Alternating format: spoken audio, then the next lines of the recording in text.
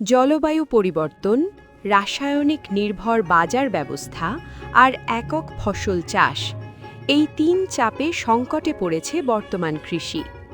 এই সংকট থেকেই মানিকগঞ্জ সদর উপজেলার জয়নগর গ্রামের কৃষকেরা খুঁজছেন নতুন পথ। আমরা ভাবতাম যে বাজারে যে জিনিসটাই চলে সেটাই আমরা চাষ করব, কিন্তু আমাদের জমিতে পরীক্ষা করে দেখলাম যে একটা ফসল নষ্ট হলে আমাদের সবগুলোই শেষ হয়ে যায়। এই ভাবনা থেকেই শুরু হয়েছে কৃষক পর্যায়ে প্রায়োগিক ফসলের জাত নির্বাচন গবেষণা। আমরা এইগুলা অনেক আগে থেকে এইগুলো আমি দেখতেছি। এখন ধরুন অনেক জাতগুলো হারায় যাচ্ছে, সেজন্য আমি চাচ্ছি যে এই জাতগুলো যদি আমি একটা যদি অল্প অল্প করে বুনে রাখি, তাহলে এই জাতগুলো আমার টিকে থাকবে।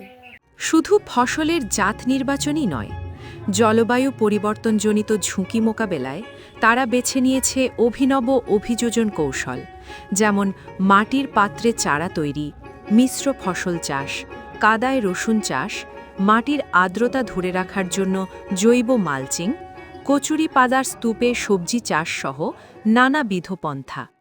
এখানে নাড়া দেওয়ার কারণ হচ্ছে মাটিতে যেন কম থাকে বেশি বেশি, এই জন্য নাড়া দিয়ে ঢাইকে দেওয়া হয়েছে। আর এটা কাদায় রোপণ করা হয়েছে, ফলন ভালো হয় এই জন্যে।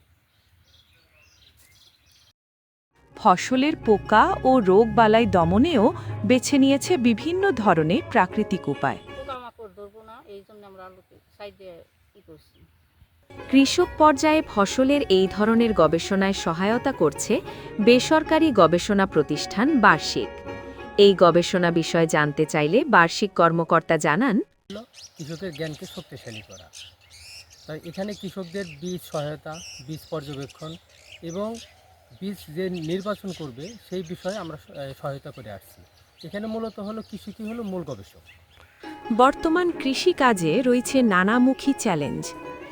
অনেক সময়ে আবহাওয়া থাকে প্রতিকূল, বাজারে দেশি জাতের ফসলের ন্যায্য মূল্যের অভাব, তবুও কৃষক আশা ছাড়েনি। তারা মনে করছেন বৈচিত্র্যময় ফসল মানে কম ঝুঁকি, সুস্থ মাটি আর নিরাপদ খাদ্য।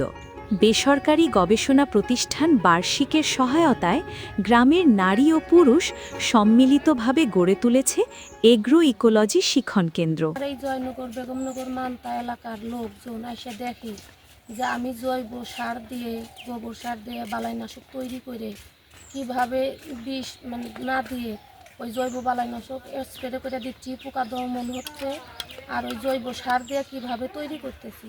ওই তারা এসে দেখতেছে, দেখে বলতেছে যে আমরাও এইভাবে চাষ করব। আমি এই সংগঠনে তাদের বলি যে বীজ সংরক্ষণ করো, আর আমার থেকেও বীজ আমি তাদের দেই, দেশি জাতীয় বীজ। মূল কথা হলো, এই উদ্যোগ সফল করতে সবাইকে যুক্ত হতে হবে, কৃষক, ভোক্তা ও নীতি নির্ধারক। আপনি যখন নিরাপদ খাবার চান, তখন এই কৃষকদের কথাও ভাবুন। টেকসই কৃষির পাশে দাঁড়ান, কারণ ভবিষ্যৎ শুরু হয় মাটির সাথে নতুন করে কথা বলার মধ্য দিয়ে।